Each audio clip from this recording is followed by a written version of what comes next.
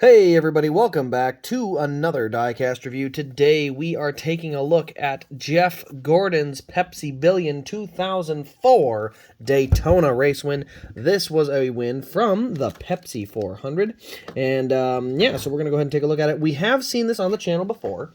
That was back a while back, and I was actually showing you guys the ARC. But then I acquired this Elite through kind of a weird purchase of an old Jeff Gordon collection, so none of them had boxes and all that stuff, and I figured it's a good chance to show the Elite on these Gen 4s because it is gorgeous. But we're going to start off, there is no box because that's how I bought it. We do have the event pin. Here's the 2004 Pepsi 400 pin, July 3rd, 2004. Really good looking pin, honestly.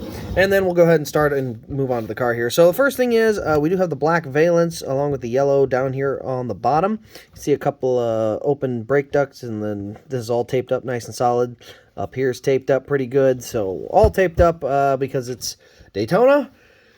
I guess that's just what you do. But anyway, yeah, so on the left side you can see we got our metal rim there. The race markings on the tire, you can see we've got Nextel Cup Series Budweiser. Little dark marks here on the number 24, but overall a very gorgeous paint scheme. This metallic silver and the dark and the blue really do look nice. Very nice together, especially.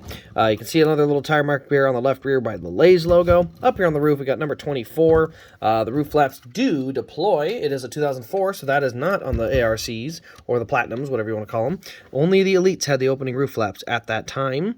And so, yeah, we have an opening roof flap there, so that's pretty cool. And there, it's back down, kind of. Picky little guy. Onto the back, we got DuPont Automotive Finishes. Very nice looking bright yellow spoiler there. Miracles of Science. You can see the back has been painted black, so it matches better. And we also have the tape over there on the shark fin. Go ahead and pop this open. There you can see the fuel cell, and then the braces and tethers had been cut, as I mentioned before. Still not wanting to go back down, huh?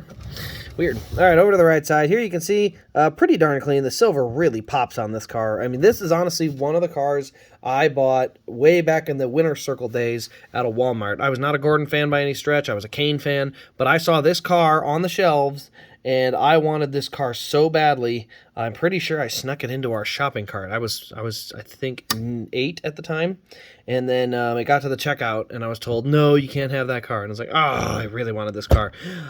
Little did I know I would get it in my stocking for Christmas later that year. So it did not get put back. I just got simply walked to another register and checked out over there. So kind of a neat little story, but I do remember this car, and I really wanted the paint scheme for it.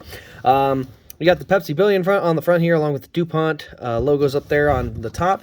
We'll go ahead and pop the hood open and look at that engine detail. Like I said, no braces or tethers because it's all been cut, but we do have a little bit better engine detail, so I can't complain too much there. So pretty solid in there, but definitely the 2 braces and tethers being gone, a little bit noticeable. But okay, let's see here. There is actually some markings or some sponsors on the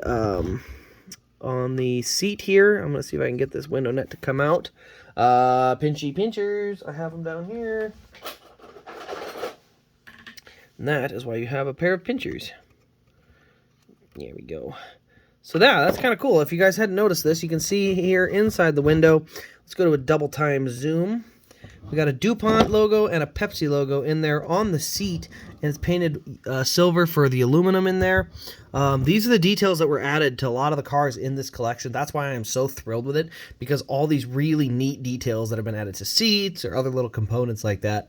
And the little Easter egg, that's the new Pepsi logo. So kind of neat, but yeah, so that detail's been added in. The seat's been changed to silver instead of, I think it was originally a black seat, maybe it was white, but you know, it's been painted silver, so it looks like it's got the aluminum color.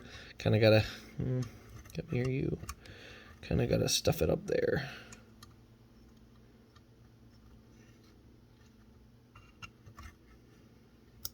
Let's try that again. It's a little tricky to get it put back, but you know, worst case scenario is I gotta take it apart for a second, but it'll be fine. It'll be just fine. But yeah, that's kind of the neat detail. There's a little bit on the shifter, but not too much. The dash is pretty darn cleaned off.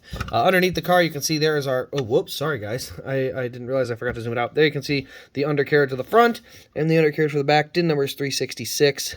And it does have functioning rear suspension, as the Elites did. So, overall, it is a really solid car. Really happy with it, as I said, for the price, especially because I was able to get the whole bunch of them. I got a bunch of these cool cool Pepsi cars that he won in. The Talladega cars from 04 and 05, also really cool cars. And especially in Elite, I think they're just awesome. Oh, sorry about that. Don't know why I'm yawning. It's not even late. But, yeah, that'll pretty much wrap up this diecast review. Let me know your thoughts in the comments below, and what your thoughts are on not having the Pepsi 400 on the July 4th weekend. Or I guess now it's the Coke Zero 400, but you get my point.